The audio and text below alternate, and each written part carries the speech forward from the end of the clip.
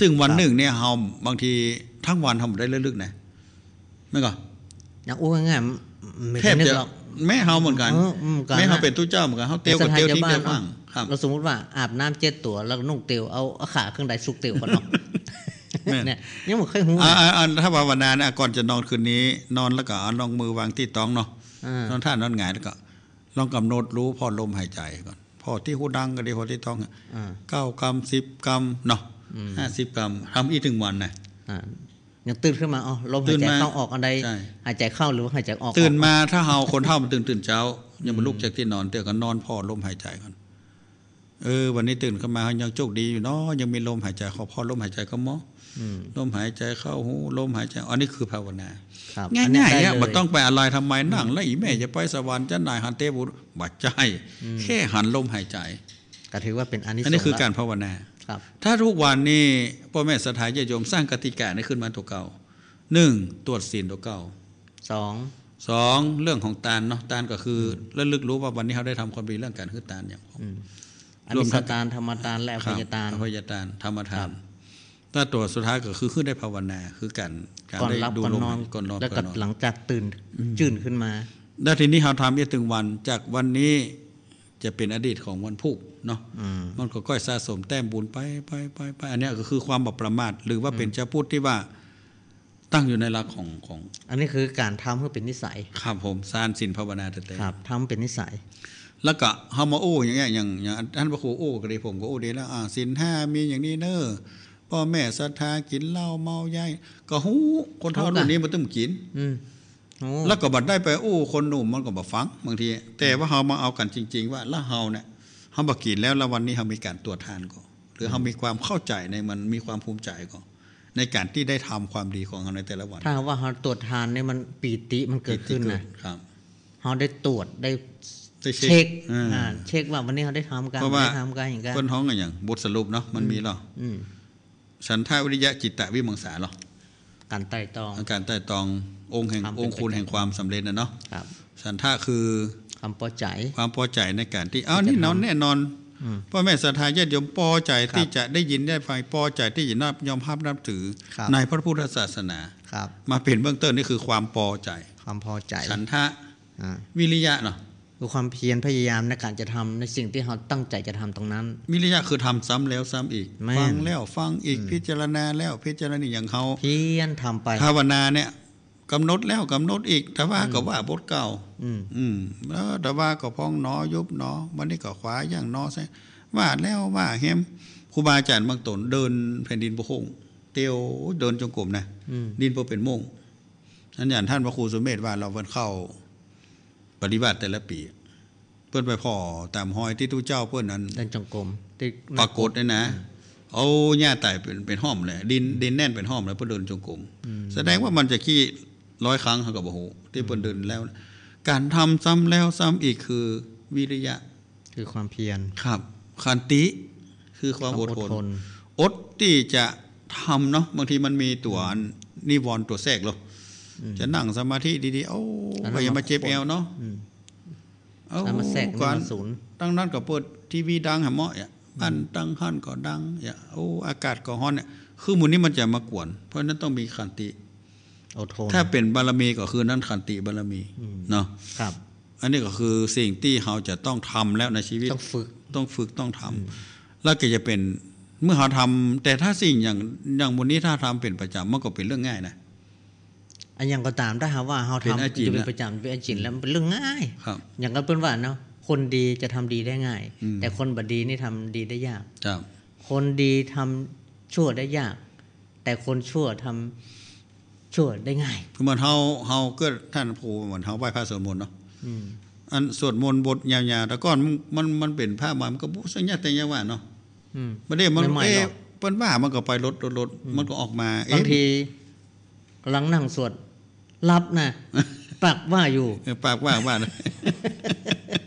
มีเหมือนกันบางทีมันสะดุดตึ้งหน่อยแล้วไหนนะว่าปากว่านะมีครับมันจะว่ารับสนิทแล้วเหมือนกันนะเพราะว่ามันเริ่มเคิมเนี่ยปากว่าไปคือความแย่อย่างจนเคยชินเหมือนที่อาจารย์ท่านพระครูว่าทีแรกมันจะเป็นอย่างก่อนความเคยชินนี่จน จนเป็นสันดานอ่ะมันพัฒนาไปเนาะอุปนิสัยก่อนจนเป็นอาจินจำเนาะเป็นอาจินสินจำแล้วก็จนเป็นสันดานถ้าว่าเราก็เยี่ยมก็ทำแล้วมาตั้งใจทำอยู่ตรงนั้นมันก็สร้างนิสัยอุปนิสัยตรงนี้ก็เพราะเราพยายามสร้างอุปนิสัยที่ในเรื่องที่ดีเนาะแล้วมันมาแน่นะอันนี้แต่มาหันมันนะคนเฒ่าคนแก่เองทุกวันเนี่ยเป็นอัลไซเมอร์ตัวเจ้าก็มีตัวเจ้าก็มีเฮาตอนนี้เนี่ยพ่อแม่ศรัทธาญาติโยมที่ฟังอาตมาวันนี้มันยังบ่อัลไซเมอร์เตื้อหรือมันเป็นพ่องแต่มันยังจำได้อยู่ฟังทำตอนนี้นะครับเกิดปีหน้าปีในอันหัวสมองนี่มันบ่คือโอกาสแล้วยุ่งกันอันนี้เป็นเรื่องของสังขารนี่ไงมันบ่เที่ยงแท้แน่นอนโลกวันนี้โอ้อีแม่จำได้เกิดปีหน้ามาจำบ่ได้สักอย่างยังไงเพราะวันนี้มันยังใจอยู่มันบ่ล้วนก็ว่ามันได้กินนี่ฝ่ายแหละเนี่ยเนี่ยกันไอ้ฝ่ายพวกจักว่าโอ้ใครอ่ะก็น่าเกิดว่าแม่อุ้ยนั้นที่เป็นศรัทธาที่บ้านเนาะก็เหลือคนเฒ่าที่เฮาหันว่าโอ้เป็นสร้างวัดสร้างมาวันนั้นไปทำบุญจำตู้เจ้าบ่ได้ล่ะอันนี้เป็นตู้เป็นไผวัดไหนเนี่ยวะอันนี้วัดที่ไหนนี่ตู้อะหยังโอ้เอาแล้วแล้วเฮามาเกิดย้อนหลังยังโชคดีที่ว่าโยมคนนี้เพิ่นได้ทำมาแต่ต้นเพิ่นบ่ประมาทจนมาถึงวันนี้นี่มันลวนแล้วเครื่องมันลวนไปหมดแล้วก็ยังแควนได้ทำไว้ก่อนเนี่ยนะเพราะนั้นพ่อแม่ศรัทธาญาติโยมที่ฟังขณะนี้เครื่องมันยังบ่ลวนแต่เตื้อ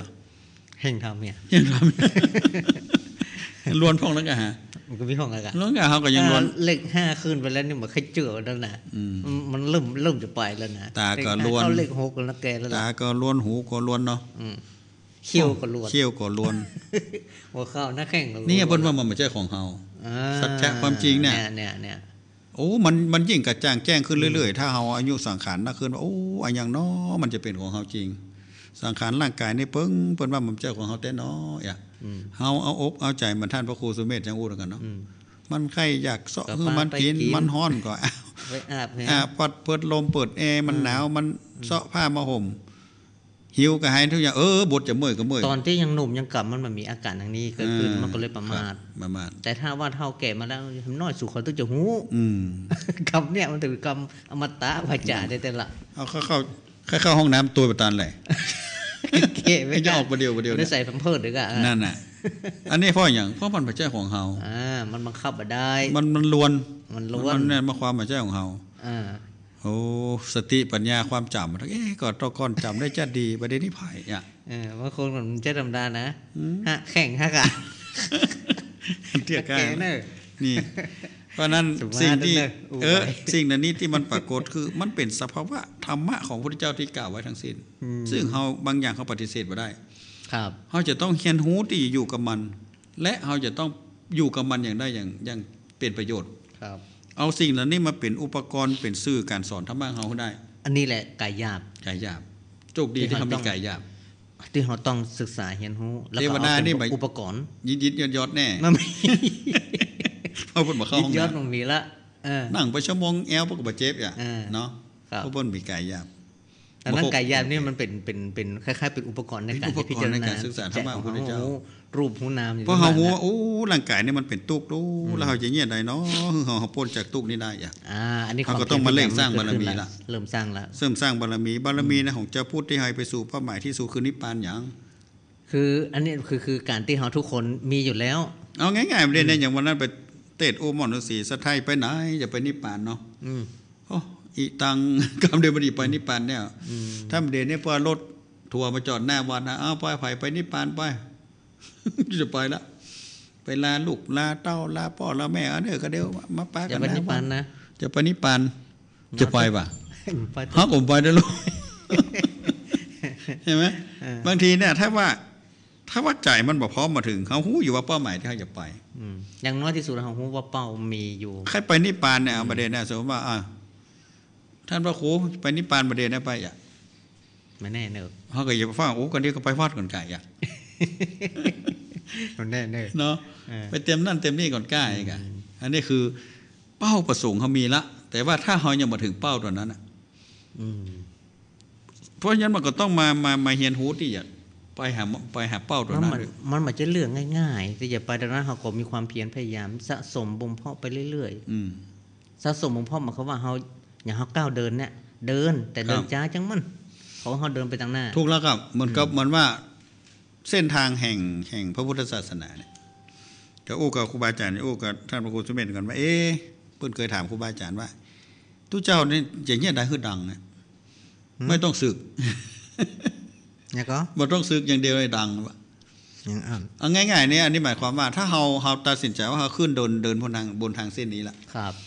เรามีความเชื่อเราความเริ่มศรัทธาในวิถีทางของพุทธศาสนาว่าทางเส้นเนี้ยที่จะพาเขาไปสู่เป้าหมายคือการพ้นทุกข์นะเขาจะเป็นฆราวาสญาติโยมถือศีล5ศีล8เนาะเขาจะเป็นพระสงฆ์องค์เน้นถือศีลนักขึ้นมาแหมก็เหมือนเขาปากันขึ้นเดินบนทางเส้นเนี้ยตัวกันที่มีเป้าหมายที่เขาจะไปสู่ข้างหน้าที่มีเป้าหมายต้องศึกคะแนนเขาจะไปลงสมมติว่าวันนี้คือภาวนาเนอะเขาบอกภาวนาเนี่ยหมายถึงว่าเขาก็อยู่บนทางแต่เขาบ่ลงเขาจะก็เขาบอกไปบ่ได้เขาหยุดอยู่วันนี้เขาบอกคือตาเนอศรัทธาญาติโยมเหมือนกันเป็นเจ้าพุทธคือตารักษาศีลเจริญเมตตาภาวนาเนอก็แบบเนี้ยนอนรับผลพืชฮะแต่มีความศรัทธาในพุทธศาสนาจะทำอยู่วันฟูกกูอย่างเงี้ยวันเฮอกูอย่างเงี้ยแต่คนที่บนเนี้ยประจำพวกก็เตียวไปหน้าติ๊กๆไปนำหน้าไปดำเขาก็ทิ้งระยะห่างเขาไปเรื่อยๆแต่วันใดวันหนึ่งถ้ามีความศรัทธาก็เปิ้นไปแล้วก็ลุกไปเขาก็ลุกขึ้นมาทำเขาก็ตัวก้นเปิ้นไปได้เหมือนกันคะแนนว่าคุณจะไปเปลี่ยนทิศทางความเชื่อความเริ่มใสเปลี่ยนวิถีความคิดหันมาเมินละเคยมีคนที่เคยนับถือพุทธศาสนาแล้วไปเปลี่ยนศาสนาบอกว่าอย่างเปลี่ยนอันนี้เปื้อนเดียวกันเนาะสมัยเรียนหนังสือว่าจะพูดนี่มันมาได้นี่ได้แต่ทำมาได้มีแค่คำอันนี้ก็ถือว่าสุดตรงคล้ายๆว่าตั้งอย่างขึ้นมามักประโลมหลอกกันเนี่ยเนาะเขียนเสือให้วัวกลัวหรือว่าอย่างเงี้ยประเภทเนี้ยมันไม่ก็คำอย่างง่ายๆมันบางทีเปิ้นไปด่วนสรุปเอาเรื่องพิธีกรรมเรื่องอย่างที่ว่าเปลือกเนี่ยใช่ไหมอย่างเช่นว่าศีล5เนอเนาะปัดท่อปล่อยหลวงมากรรมครูบาว่าศีล5มีไหนหมดแทบจะไม่มีอันรายการกินนั้นมันเสี่ยงนักหรือเข้าวัดกันลูกเขาเอาประเด็นพวกนี้มาเป็นตัวหลอกว่านี่หันก่อนพุทธศาสนาเขาบอกเขาตั้งประเด็นไว้ดีมากแต่ความเป็นจริงเราทำได้หรอกเพราะฉะนั้นเปลี่ยนนั่นเป็นเรื่องของแต่ละบุคคลนี่ไงถึงว่าคนถ้าพิจารณาแบบเป็นคนพิจารณาแบบเป็นก็ตีล้วนไงก็เลยออกจากเส้นทางอันประเสริฐเส้นเนี้ยเปลี่ยนศาสนาก็มันก็เขาลงจากเส้นทางนี้ไปเลยเขาจะพลิกมาถือศีลกินทานเขาก็ไม่แย่ละเขาลองถามตัวเองกับว่าเขาทำได้ขนาดไหนจริงๆมันจะต้องเป็นลักษณะหรือบางคนก็สุดตรงเอาขั้นถึงปรมัตถ์ปุ่นขั้นอย่างปุ่นแล้วก็มาพอว่าคนที่อยู่ทุกวันเนี่ยมันมีกรรมแม้แต่ทุกเจ้ามันนั่งกันนะคุณปฏิบัติได้จริงแค่ไหนกัน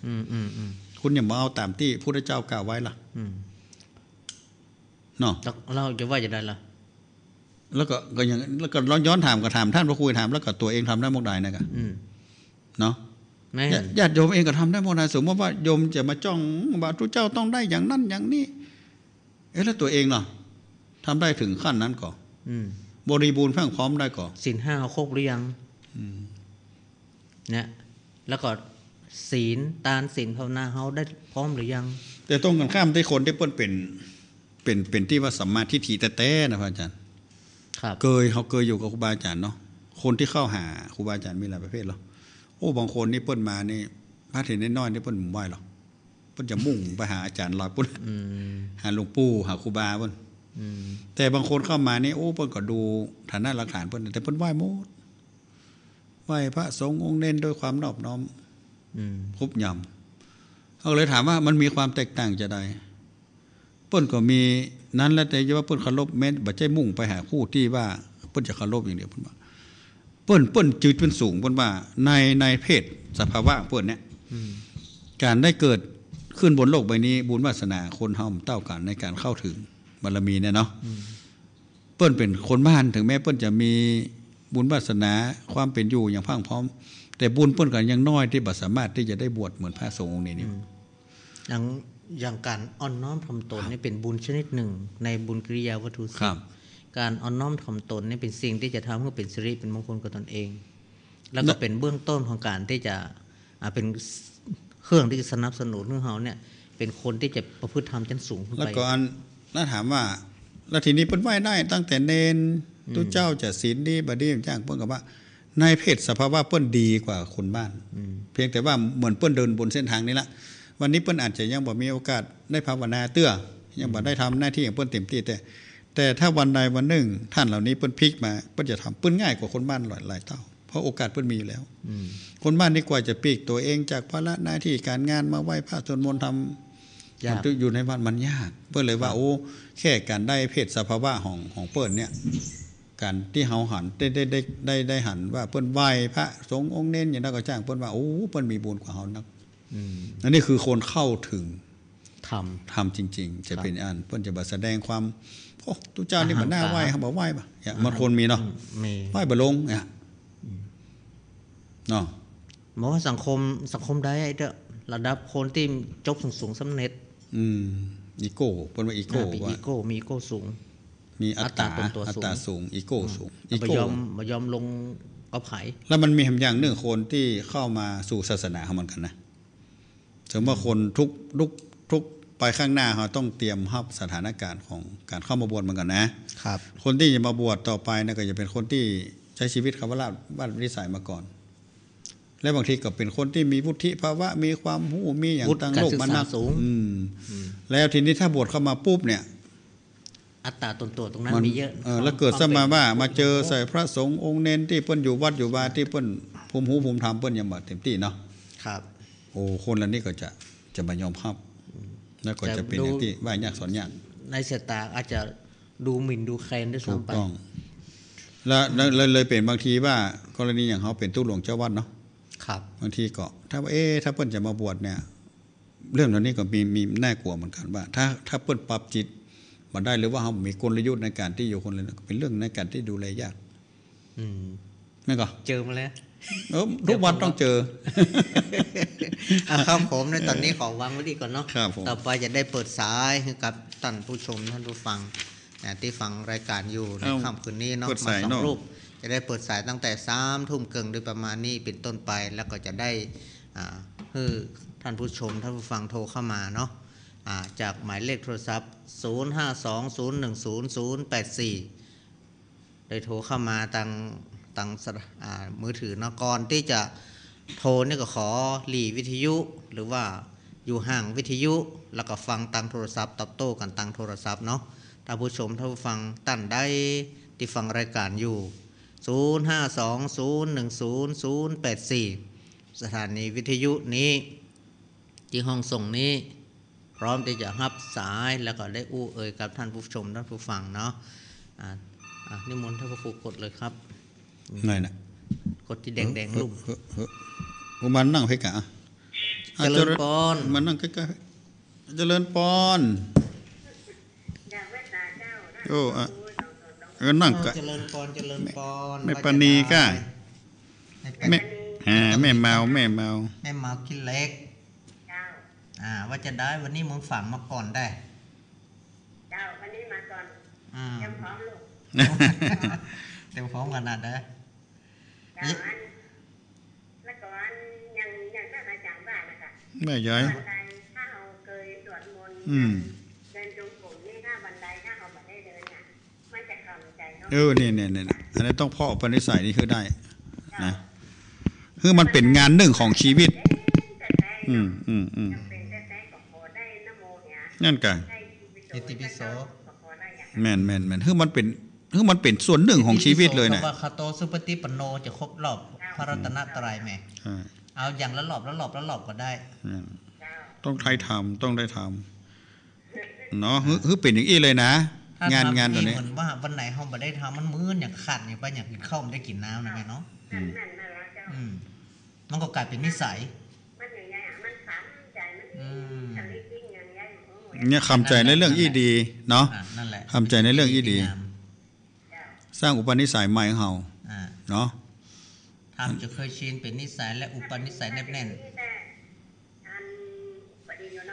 เนี่ยก็แต่ต้องเฮ้อเหมือนที่อาตมาเขาโอ้ตะกี้แม่1เฮาวันนึงเฮาลองตรวจทานศีลเฮาแล้วมาระลึกถึงเรื่องการตานของเฮา3แล้วก็ต้องมีการภาวนาเนี่ยอย่างน้อยได้พอลมหายใจนะแม่นะครบองค์3เนาะสาธุแม่ สวดมนต์เดินจงกรมภาวนา แล้วก็ตรวจศีลเฮาต้านของเฮา ตรวจทาน ก่อนนอนก่อนหลับเนาะอนุโมทนาเนอะแม่ปราณีเนอะ ยินดีกับแม่เป็นตัวอย่างที่ดีมากได้บ่เกินที่จะฝึกสาธุแม่เมื่อเครื่องมันบรรลวนนี่ อุปกรณ์มันดีปอนเนาะแม่ปราณีเมื่อร่างกายมันยังเอื้ออยู่มันบรรลวน052010084สายที่2นี้จากที่ไหนตั้งใดจ้าเจริญปอนติดละเนอโอ้เสียงสายตาการแม่จันว่าจะได้สายว่าจะได้แม่วันนี้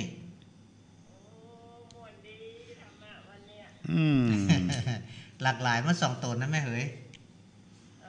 ดีละเอากันลองฟังแล้วเป็นมันก็อย่างเก่านั่นเนาะน้ำพริกเก่าแต่มันใส่ในถ้วยใหม่มันก็กินแล้วเขียนแหมันก็บอกใกล้กันหรอกแม่นสาธุแม่มนรับแล้วก็ฟังกันทั้ง2คนนั่นเนาะไม่ไว้มอนก็ฟังอยู่สาธุเนออาจจะเริ่มตาการชัดเจนแม่จัน052010084เนาะเจริญปอนแม่หยังเนาะแม่ที่ไหนแม่ใส่ทองแม่ใส่ทองห้วยการแม่ปฏิบัติมาตั้งแต่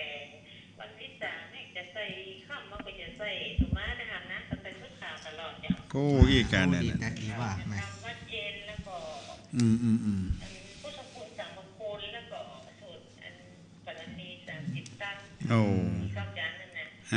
ก่อนจะเข้านอนก่อนนอนคนเดียวนี่นอกในห้องมีกระทะก่อน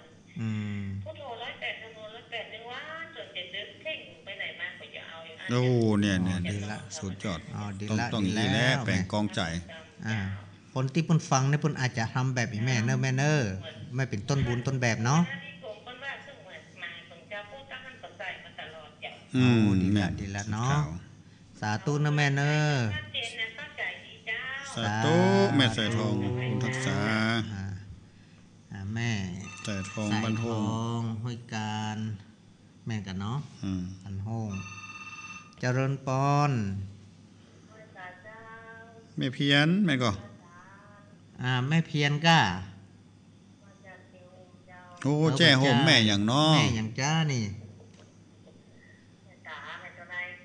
แม่ตาบ้านแม่ตานายแม่มันเมินมาให้เตื้องจำค่ได้แจ้โฮมสินจำมันแบบป้ายเฮ้ยแม่เฮ้ยว่าจะได้พ่อแม่ฟังวันนี้ฟังแล้วสบายใจนะแม่เนาะธรรมะของพระพุทธเจ้าทำฟังแล้วมันม่วนใจ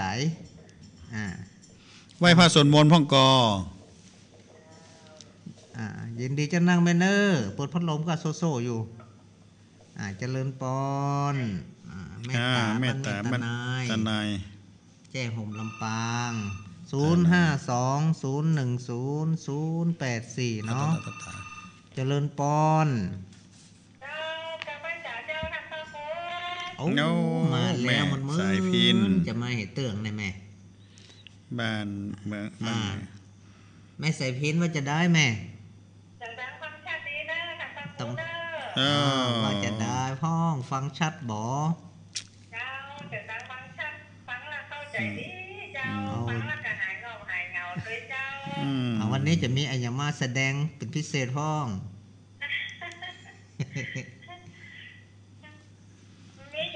มีหยังมีหยังบ่แม่ใส่พินต้องสร้างอย่างเดียวน่ะ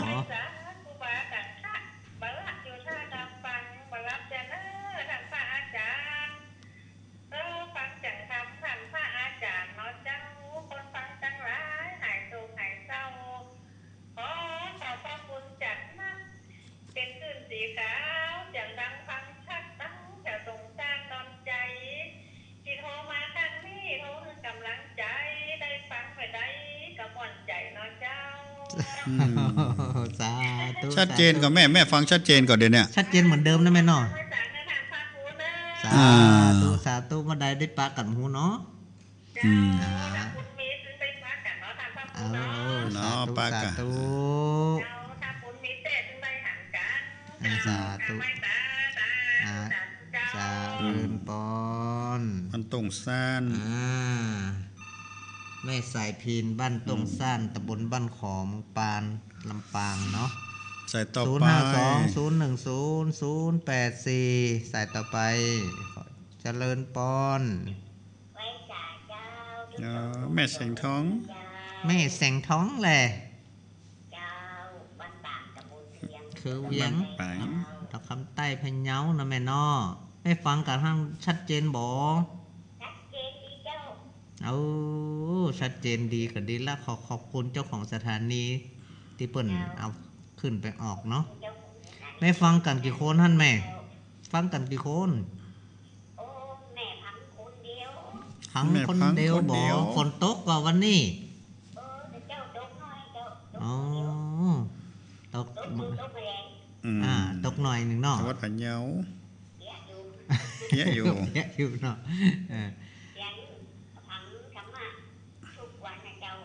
ดีละกันดินั่นก็ดีแตะดีว่าเนาะบันศิลไปนอนวัดฟังเต้นที่วัดกับแม่ช่องภาษานี่เฮ้เปิ้นมานอนพอเปิ้นไปสวดอยู่ไปสวดมันแรงเนาะไปสวดผู้หญิงดี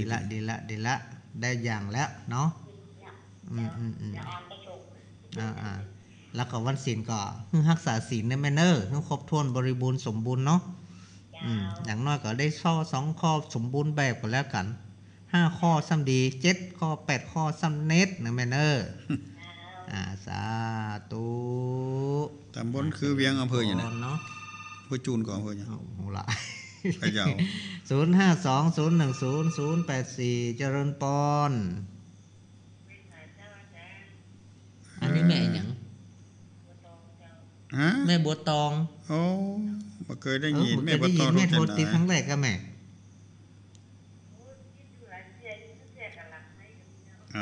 หลังใหม่กับอาจารย์มณชัยก็แม่บัวตองบ้านไหนแม่อยู่ไหนแม่อยู่บ้านหยังก็บ้านหยังก็ต้นสีต้นสีมันอยู่ที่ไหนแม่อยู่อำเภอใหญ่ตำบลหยังแม่ตำบลห้วยลานดอกคำใต้จังหวัดพะเยาพะเยานี่มาแรงพะเยามานักเด้อวันนี้นะมันนักเด้อได้ยินชัดเจนนะแม่เนาะชัดเจนดีกว่าแม่ฝนก็ตกพ่องอยู่ก้าช่วงนี้เฮ็ดพอออกพ่องละว่าเฮ็ดไข่ห่านไข่เหลืองเฮ็ดออกพ่องละว่าแม่เฮ็ดไข่ห่านไข่เหลืองออกพ่องละว่า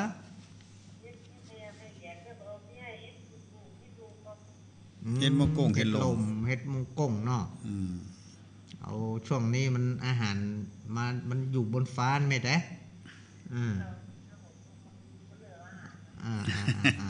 ยินดีจะนั่งเด้อแม่เด้อแม่บัวตองติดตามกันไปเรื่อยๆเนาะที่แม่บัวตองสาธุแม่บัวตองเนี่ยบ่อยู่ทางแม่ห้องสอนเพ่ไปอยู่ทางพูน052010084นะถึงว่าแม่เสลียงแม่เหาะไว้เนาะพะเยาลำปางมาแล้วเจริญปอน แม่อย่างเจ้าอันนี้แม่อย่างแน่บ่เคยได้ยินนี่แม่บัวพัดที่บัวพัดอันนี้บทแม่บ้านหยาบ้านต้งซ่านแม่ศูนย์ต้นซ่านเนาะตำบลแม่ศูนย์อำเภอฝางได้ยินชัดเจนชัดเจนดีกว่าแม่โทรติดครั้งแรกก็แม่โทรติดครั้งแรกก็นี่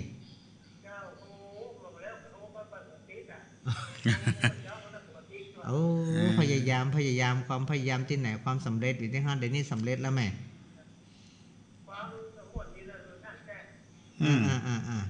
แม่ฟังมาเมินหรือยัง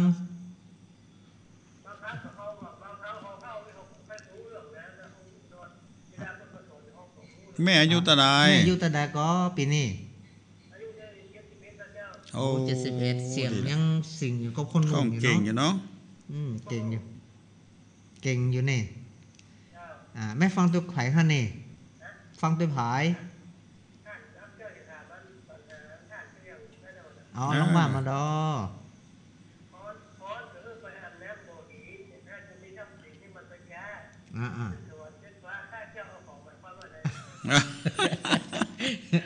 เด็กก็ได้เดี๋ยวเล่าให้ฟังเนาะเด็กก็อู้กันหลังกัดได้ปิดสายเนาะจะปอน0520100084เนาะอาจจะตั้งใดจ้ามึงฝังเดี๋ยวนี้เขาจะไปตั้งใดแหมเจริญปอนไปตาเจ้าแม่อ้วนก็บักไก่สันขวางสันขวางจะไปเวียงแห่งด้วยกันก็จะไปเวียงแห่งก็ว่าถ้าผู้ถามไปกับเจ้าไปเนาะจะนอนก็ไปถึงที่26 27มันก็ไปด้วยถึงวงอะไรจ้ะโอ้รถตู้ไปกันเนาะรถตู้ไปเนาะวันนี้ชัดเจนก่อนวันนี้ชัดเจนก็ฟังวันนี้ชัดเจนแล้ววันนี้ชัดเจนแล้วก็มึนเลยมาได้อู้กันแน่มาได้โทรหากันแน่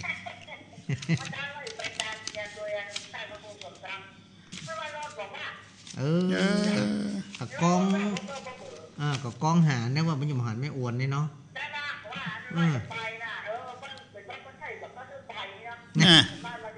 น้อยใจแฮก้าน้อยใจก้าไม่อวนน้อยใจเนาะเป็นยังนั่นตะเป็นอย่างเนอโอกาสหน้าวะเจริญสาธุแม่อวนบ้านสันขวาง0520100084ตำบลยังครามเนาะตำบลสันติสุขเจริญปอน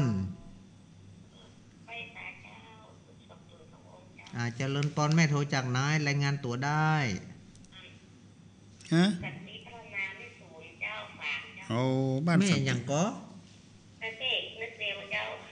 แม่เมฆอ๋อแม่เมฆบนฟ้ารู้เนี่ยอยู่จับสูงรู้นี่อยู่บนฟ้าบนไหนสันติบ้านอย่างก็บ้านสันติพัฒนาแม่ศูนย์เอาบ้านสันติพัฒนาแม่ศูนย์ตำบลแม่ศูนย์อำเภอฝางครับโอ้ยเนี่ยโทรกับติ๊กเจ้าอันนี้ติ๊กครั้งแรกเนาะเต็งเทโทรเมิน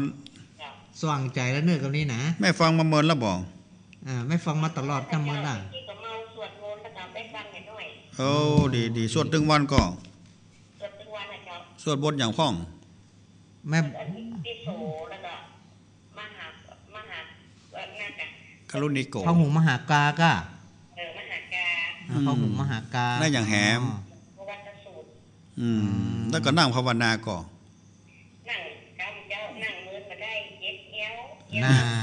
อายุตะไดแล้วแม่ปีนี้แม่อายุตะไดแล้วปีนี้73 74ประมาณนี้แล้วเอา70ถ้าแม่นั่งบ่ได้แม่นอนก็ได้แม่นอนภาวนาแม่พอลมหายใจนอนก็ได้เปลี่ยนท่าเนาะมันจะว่านอนภาวนารับไปมาได้เป็นหยังก่อนรับเป็นหยังแม่ถ้าว่าจิตเฮาสงบแล้วมันจะรับได้จังมั่นนอนภาวนาก็ได้อิริยาบถ4เนาะอิริยาบถหลักนั่นดีละฟังกันไปเรื่อยๆนะแม่เนอนี่แหละ2อย่างขาดพ้องมาพ้องงานขาวดำแม่เปลี่ยนกันซะแต่คนตัวนั้นขาดตัวนี้ขาดก็เปลี่ยนไงแม่สาธุนะแม่เนอสาธุแม่เมฆโอ้อันนี้เปิ้นอยู่สูงอยู่เมฆบนฟ้าบนเมฆ0520100084เจริญปอนแม่อย่างเจ้าแม่บ่เขียวก็แค่ได้ยินเสียงก็จำได้เลยแม่บ่เขียวว่าจะได้แม่บ่เขียว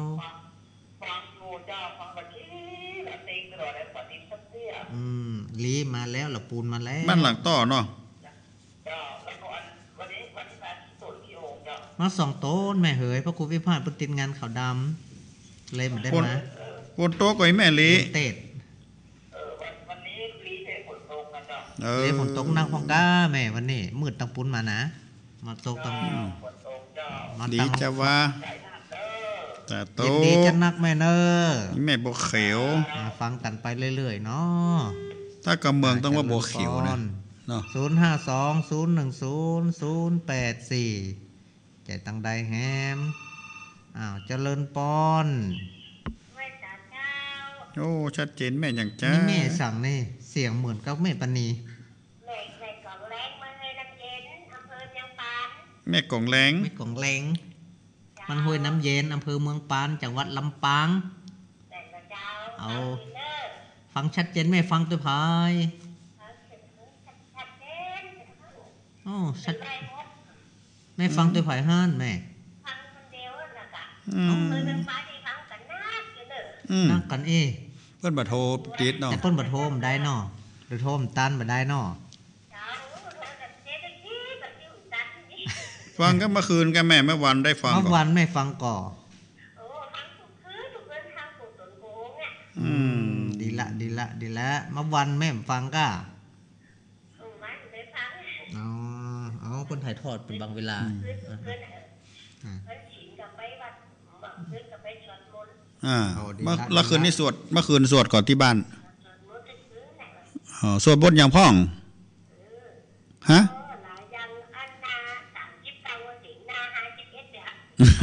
ไหนก็น่าจะจำกันหน้ากะยินดีจะนักไหมเนอบุญฮักษาเจริญพรสาธุแม่เนอฟังไปเรื่อยๆ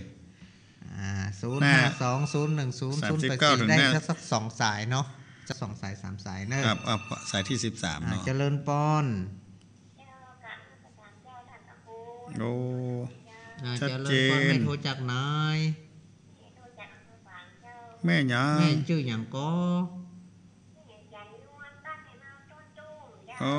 แม่จันนวลแม่เมาต้นตุ่มแม่เมามันมีหลายเมาต้นตุ่มบ้านเดียวกับบ้านแม่บ้านนี้ในบ้านนี้หมู่1เป็นเมาที่แรกแม่จันนวลนี่หมู่2เป็นเมาต้นตุ่มแม่ก็เจ้าบ้านใกล้กันติดกันฮะเนาะเขตติดต่อกันเนาะเข้าวัดเดียวกันนี่ค่ะโอ้วัดเดียวกันตัววัดเดียวกันสถานวัดเดียวกันไปอีกก็ไปวัดป่ากันอู้กันอยู่เนาะอู้กันไปไหนไปวัดไปบ้านก็ไปชวนกันไปอยู่เนี่ยค่ะโอ้คนฟังฟังกันหลายก็แม่ตั้งบ้านไม่เมานี่ฟังหลายเจ้าเพิ่นมาโทรกันมาได้เจ้าไปวัดก็อู้กันเสิ่งกันอยู่ในวัดมันก็น่ะคืนฟังก่อยเนาะ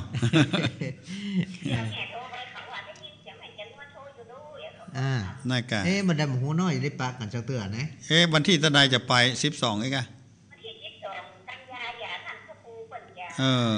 ธรรมสัญจรที่วัดในนบสวากันยากันแม่กันยาที่เพิ่นจะธรรมสัญจร12 สิงหาคมไปแม่จะไปป่ะแม่ไปอยู่เนาะบุญรักษาได้แม่เนอถ้ามีโอกาสอาจจะได้ไปปะกับฮันเนอร์สาธุจะเริญปอถ้าไปปะกันให้แม่กันรายงานตัวอันนี้แม่จันนวลเนี่ยเนอะ052010084ถ้าไผ่โทรมาถ้าว่าไปทางใดที่บ้านใกล้บ้านแม่เขาเนาะถ้าปะกันขอตัดตายเนอะจะนำเสนอตัวเนอะแม่จันนวลแม่นี่แม่ก็แนะนำเนอะปอนโอ้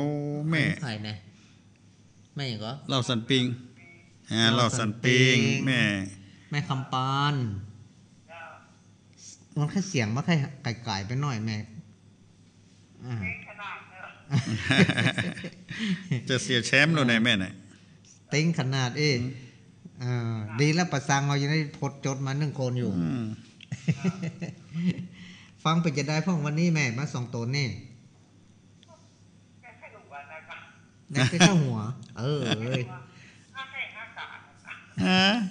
อย่างก็แม่แข่ง5 ขาถ้ายังมีประวัติเนอะถ้ามีประวัติเด็กกล้าทุกโอ๊กลงใจถ้ายังมีประวัติพวกนี้เทวดาได้เพิ่นมา5 แข้ง5 ขาแม่เพิ่นบ่เป็นอย่างใดสักอย่าง เนาะเพิ่นบ่ได้พิจารณาธรรมต่อเฮานะ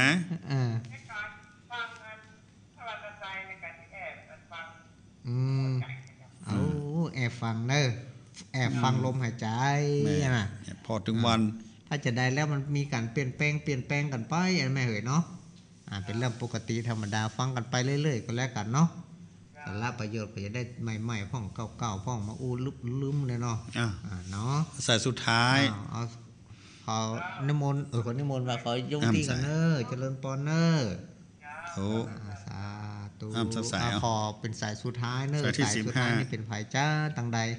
0520100084ขอเป็นลูกเล่าของหอมเนอใส่นี้นะสายสุดท้ายสายลูกล่าเนอเจริญปอนเจริญปอนแม่โทรจากที่ไหนยังได้รายงานตัวได้เลยเจ้าไปคำนวณเจซ้อนลงไปแม่คำนวณเจซ้อนลำปางเป็นจะได้พ่อวันนี้แม่ฝนตกกับบ้านน่ะฝนตกเจ้าห้อนเจ้าฮ้อนอีกต้องพิษตกเหรอตั้งขันบันไดก็จิตใจเบิกบานดีเจ้าจิตใจเบิกบานมีความสบายใจเนาะปล่อยวางได้ง่ายเจ้าดีละเวลาไม่ตุกจะได้ปล่อยวางทุกเจ้าก่อนจะได้บุญแต่แหละนั่นก็ธรรมทานหรอก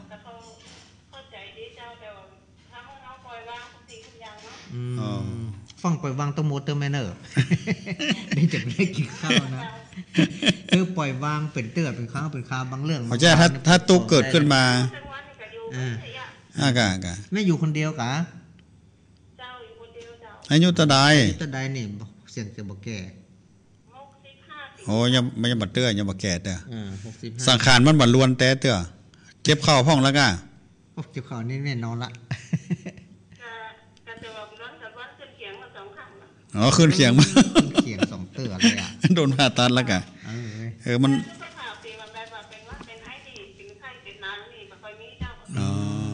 มันเป็นนักไปเลยกระดูกพุนก็แม่กระดูกสันหลังก็ที่ผ่าที่เจาะนี่ถึงหลังทั้งคอหมดเจ้า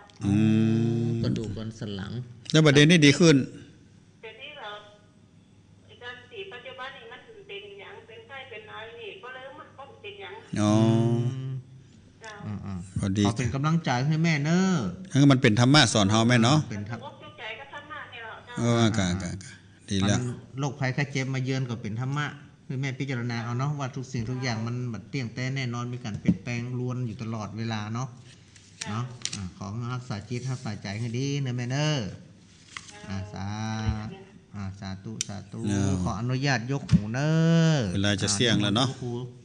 คืนนี้มีทั้งหมด15สายจะไม่ได้ตอบคำถามแม่นั้นเอายกไปปุ้นหน้าเนาะคืนแรกมีสายแรกแม่ปานีแม่มาวขี้เล็กอำเภอฝางจังหวัดเชียงใหม่สายที่2แม่จันเรือนแม่จันบ้านตาการอำเภอสันปะตองจังหวัดเชียงใหม่สายที่3แม่สายทองบ้านห้วยการบ้านห้องละปูนสายที่4แม่ตาบ้านตะไนแจ้ห่มลำปางสายที่5แม่สายพีนบ้านต้งซ่านเมืองปานลำปางสายที่6แม่แสงทองบ้านปางตำบลคือเวียงจังหวัดพะเยาอำเภออย่างบ้านปางเนี่ย